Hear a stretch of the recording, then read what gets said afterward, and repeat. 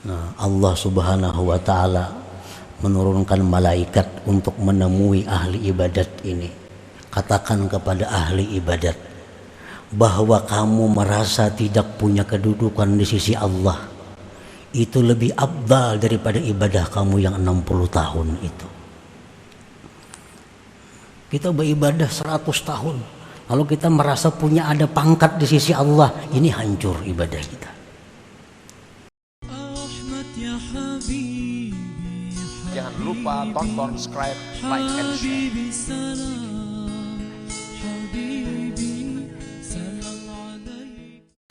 Qala Nabi sallallahu alaihi wasallam, thalathun muhlikat, syuhun muta, wa hawan muttaba, wa ijabul mar'i bi nafsihi. Ujar Nabi, 3 hal yang membinasakan manusia ini. 1, sifat kikir yang ditaati. Sifat kikir itu sebenarnya kadang membahayakan. Nang membahayakan tuh karena ditaati. Kikir itu dalam hati, paraya bewakaf, paraya bersedekah, paraya memberi makan orang. Itu kikir. Itu kadang jadi masalah. Nang masalah tuh dituruti. Nah, itu masalahnya. Makanya jar Nabi syuhun muta. Kikir yang ditaati. Wa hawan muttaba, hawa nafsu yang diikuti. Hawanya sama juga kalau jadi masalah. Hendak itu, hendak ini, hendak macam-macam. Namun kalau diturutin apa ada? Nang bahaya itu yang muttaba, diikuti. Yang ketiga ujar Nabi kita, wa ajabul mar'i bi nafsi, dan ujubnya seseorang dengan dirinya. Nah, ini merasa keberadaan dirinya ini nang beramal, merasa dirinya ini nang bersedekah, merasa dirinya nang sembahyang, merasa dirinya nang puasa, merasa dirinya nang naik haji, tanpa mengingat pertolongan Allah tadi, nasta'in. Qala Isa alaihi wa ala nabiyyina as-salatu wassalam, kam min sirajin qad atfa'athu ar-rih wa kam min 'abidin qad afsadahu al-ujub. Nabi Isa berkata, berapa banyak lampu yang dipadamkan oleh angin, berapa banyak orang yang ahli ibadah dirusak oleh ujub itu. Salah satunya orang nang dulunya taat kemudian rusak adalah Qarun. Qarun nang di zaman Nabi Musa alaihi salam. Nah, Qarun ini sudah tahu semuaan manusia paling sugih. Harta berlimpah ruah diberikan Allah kepada Qarun. Dinasihati oleh Nabi Musa. Ujar Nabi Musa, wahai Qarun, itu kambisi harta banyak, cari akhirat. Nah, jangan kikir. Harta banyak diberi Tuhan. Nah, tuntut akhirat dengan harta itu. Apa jawaban Qarun? Allah mengisahkan dalam Al-Quran. Qala innama utituhu ala ilmin indi. Ujar Qarun, aku ini banyak punya harta, memang aku pintar. Aku pintar karena ada ilmu yang ada pada diriku, sehingga aku banyak punya harta. Qarun lupa menyandarkan itu kepada Allah Subhanahu wa taala. Padahal siapa yang memberi ilmu itu adalah Allah. Dari mana datangnya rezeki? Dari Allah. Sehingga Qarun itu menentang kepada Nabi Musa. Aku punya harta ini karena aku punya ilmu, ujar Qarun. Akhirnya apa? Si Qarun karena ujubnya itu, karena mengakuinya itu tanpa mengakui pertolongan Allah,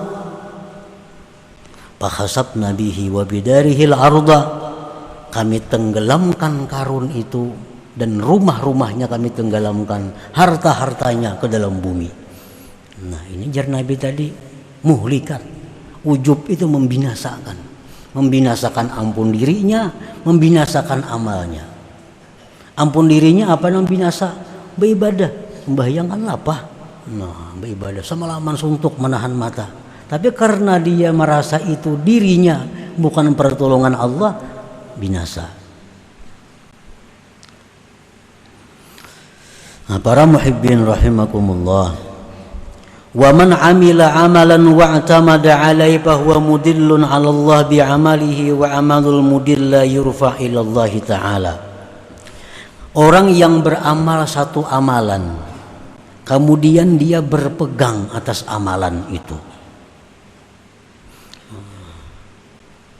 Dia menganggap bahwa amalan-amalannya ini kawa dia pegang bisa menyelamatkan inya. Nah, orang ini ngarannya adalah mudillun 'alallah. Arti mudil 'alallah itu orang ini merasa punya tempat di sisi Allah. Orang ini punya tempat di sisi Allah. Apabila kita merasa punya tempat kedudukan mulia di sisi Allah, amal kita tidak sampai diangkat kepada Allah. Tidak sampai diangkat kepada Allah. Rasulullah SAW bersabda, Inna salatal mudil la turfa'a fawqa ra'sihi. Sembahyang orang yang merasa punya tempat di sisi Allah, merasa punya kedudukan di sisi Allah, itu tidak lewat atas kepalanya. Nah, kalau sampai ke hadirat Allah. Nah, para muhibbin rahimakumullah, dikisahkan di dalam kitab Ihya Ulumuddin bahwa seorang ahli ibadat yang sudah berapa puluh tahun ibadah kepada Allah,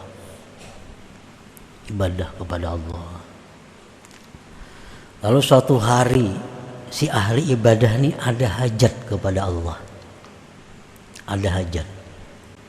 Lalu dia berdoa kepada Allah, ya Allah, hamba ada hajat kepada Engkau, hamba minta ini. Doanya kayak itu. Kada dikabulkan Allah. Sehari, seminggu, sebulan, setahun, kada kabul.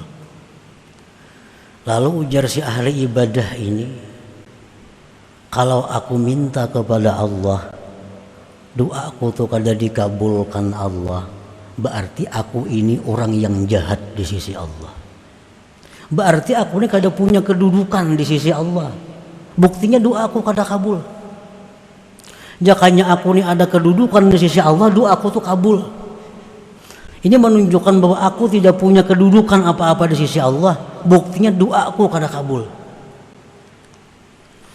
Nah, Allah Subhanahu wa Ta'ala menurunkan malaikat untuk menemui ahli ibadat ini. Katakan kepada ahli ibadat bahwa kamu merasa tidak punya kedudukan di sisi Allah, itu lebih afdal daripada ibadah kamu yang 60 tahun itu. Kita beribadah 100 tahun, lalu kita merasa punya ada pangkat di sisi Allah, ini hancur ibadah kita. Kenapa? Karena kita ada mengandalkan ibadah. Nah, para muhibbin rahimakumullah, jadi kesimpulan yang ke-51 ini adalah dua hal, bahwa bila kita melakukan ibadah, pandanglah pertolongan Allah, pandanglah anugerah Allah yang membuat kita bisa demikian.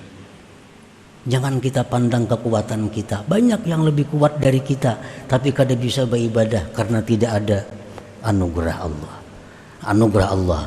Yang kedua, amal ibadah yang kita perbuat itu jangan diagung-agungkan, jangan dibesar-besarkan, tetapi sebaliknya, bahwa amal yang kita lakukan itu banyak cacatnya, banyak kurangnya, sehingga kada punya harga. Nah, bila demikian amal ibadah itu, maka ini akan jadi modal yang kuat untuk diterima di sisi Allah Subhanahu wa Ta'ala. Jangan lupa tonton, subscribe, like, and share.